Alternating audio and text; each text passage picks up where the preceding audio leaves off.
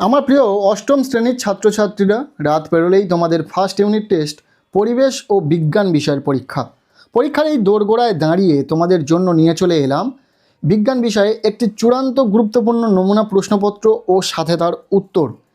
এই নমুনা প্রশ্নপত্রে থাকা প্রতিটা প্রশ্ন পরীক্ষার জন্য ভীষণ গুরুত্বপূর্ণ, পরীক্ষাতে আসার মতো প্রশ্ন। কাজেই তোমরা যারা পরিবেশ ও বিজ্ঞান বিষয়ে দুর্দান্ত রেজাল্ট করতে চাইছো, অবশ্যই এই নমুনা প্রশ্নপত্রে থাকা ছোট বড় প্রতিটা প্রশ্ন খুব ভালো করে পড়ে রাখো। এখান থেকে বেশ কিছু প্রশ্ন তোমাদের পরীক্ষাতে কমন আসতে চলেছে। সো আমরা সম্পূর্ণ প্রশ্নপত্রটিকে উত্তর সহ একদম প্রথম থেকে দেখে নেব। শুরুতেই রয়েছে একের দাগ, বলা হচ্ছে সঠিক উত্তরটি নির্বাচন করো। এখানে 12টি এমসিকিউ টাইপ প্রশ্নের উত্তর লিখতে হবে। প্রতিটি প্রশ্নের মান 1 নম্বর করে, টোটাল 12 নম্বর রয়েছে। প্রথম প্রশ্ন, এসআইতে বল পরিমাপের একক হলো, উত্তর হবে নিউটন। দ্বিতীয় প্রশ্ন, তাপ ও তড়িতের সুপরিবাহী একটি ধাতুর নাম হলো, উত্তর হবে গ্রাফাইট। 3 নম্বর প্রশ্ন, তরলের চাপ ক্রিয়া করে, তোমরা জানো কোনো একটি নির্দিষ্ট দিকে নয়, সব দিকে সমানভাবে চাপ ক্রিয়া করে।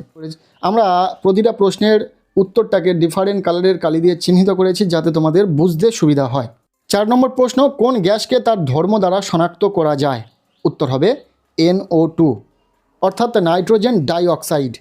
5 নম্বর প্রশ্ন, নাইট্রোজেন ডাইঅক্সাইডের বর্ণ কী রূপ, অ্যান্সার হবে অপশান ঘ বাদামি। 6 নম্বর প্রশ্ন, পরমাণুর নিস্তরিত কণা কোনটি, উত্তর হবে নিউট্রন। ভীষণ ইম্পর্টেন্ট প্রশ্ন, খুব ভালো করে দেখে রাখো। এরপর 7 নম্বর প্রশ্ন, আধানহীন কণা হলো, উত্তর হবে নিউট্রন। এরপর 8 নম্বর প্রশ্ন, কোনো বস্তুর ওজন মাপা হয় স্প্রিং তুলা যন্ত্রে, অর্থাৎ রাইট আনসার অপশান খ।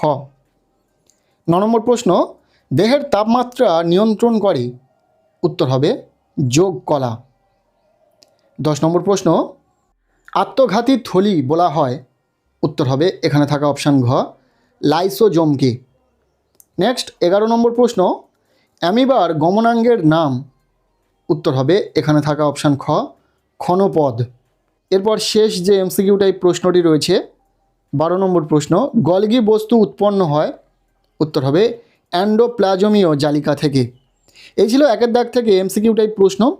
নেক্সট আমরা দেখে নেব প্রশ্নপত্রে থাকা 2 দাগ, যেখানে বলা হচ্ছে সংক্ষিপ্ত উত্তর দাও। এখানে 6টি এসকিউ টাইপ প্রশ্নের উত্তর লিখতে হবে। প্রতিটি প্রশ্নের মান 1 নম্বর করে, টোটাল 6 নম্বর রয়েছে। প্রথম প্রশ্ন, ঘনত্ব বৃদ্ধি পেলে তরলের চাপ ড্যাশ পায়, উত্তর হবে বৃদ্ধি পায়। যেমনটা তোমরা দেখতে পাচ্ছ এখানেও আমরা প্রতিটা প্রশ্নের উত্তর করে দিয়েছি। দ্বিতীয় প্রশ্ন, মিথেন অণুতে সমযোজী বন্ধন সংখ্যা ড্যাশটি, উত্তর হবে 4টি। 3 নম্বর প্রশ্ন, তাপ ও তড়িতের সুপরিবাহী একটি ধাতুর নাম হলো ড্যাশ, উত্তর হবে গ্রাফাইট।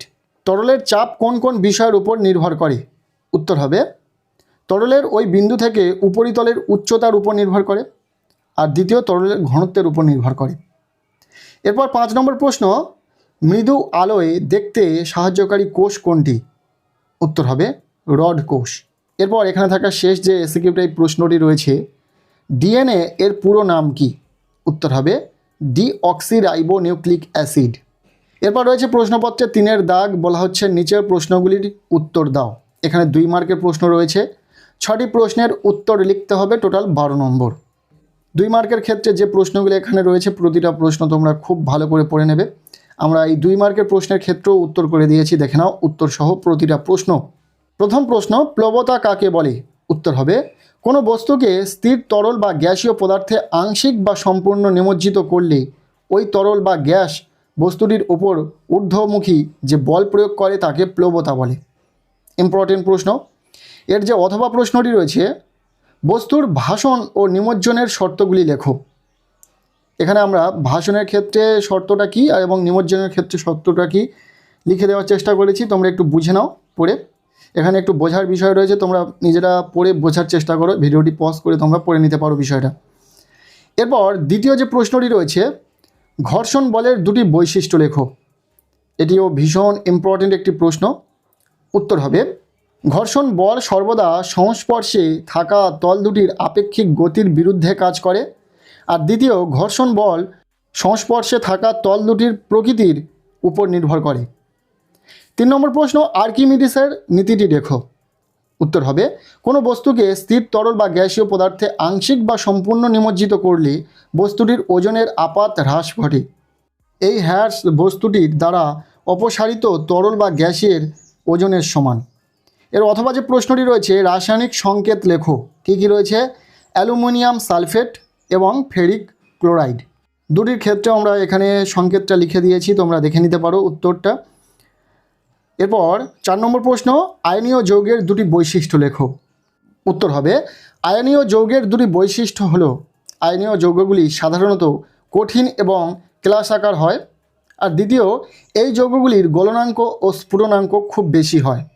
এরপর রয়েছে 5 নম্বর প্রশ্ন, একটি আদর্শ নিউক্লিয়াসের চিত্র অঙ্কন করে নিউক্লিয়াস ও নিউক্লিয় পর্দা চিহ্নিত করো। এটা বই থেকে প্র্যাকটিস করো তোমরা খুব ভালো করে।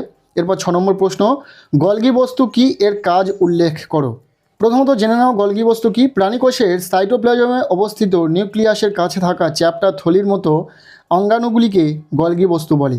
এর কাজ কোষ মধ্যস্থ বিভিন্ন পদার্থ যেমন উৎসেচক, হরমোন এগুলিকে পরিবহন ও ক্ষরণ করা এবং লাইসোজোম তৈরি করা।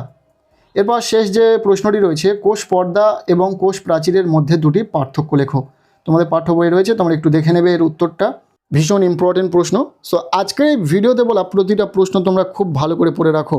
ছোট বড় প্রতিটা প্রশ্নই পরীক্ষাতে আসার সম্ভাবনা রয়েছে। ফার্স্ট ইউনিট টেস্ট ক্লাস 8-এর ছাত্রছাত্রীদেরকে বলবো পরীক্ষা দিতে যাওয়ার আগে অবশ্যই এই প্রশ্নগুলো পড়ে নাও। যদি এই প্রশ্নগুলোর মধ্যে থেকে কোনো প্রশ্ন এখনও পর্যন্ত তোমার অজানা থেকে থাকে, উত্তরটা খুব তাড়াতাড়ি পড়ে নাও। এখান থেকে কিন্তু অনেক প্রশ্নই তোমাদের পরীক্ষাতে কমন পেতে চলেছো তোমরা। ভিডিওটি কেমন লাগলো আজকের অবশ্যই কমেন্ট সেকশানে জানিও। ভিডিওটি ভালো লেগে থাকলে লাইক করে দাও। আমাদের এই চ্যানেলে নতুন হলে চ্যানেলটিকে সাবস্ক্রাইব করে রাখো, আর পারলে ভিডিওটি বন্ধুদের সাথে প্রচুর শেয়ার করে দাও। প্রত্যেকের পরিবেশ ও বিজ্ঞান পরীক্ষা খুব ভালো হোক, সবার জন্য শুভ কামনা রইল।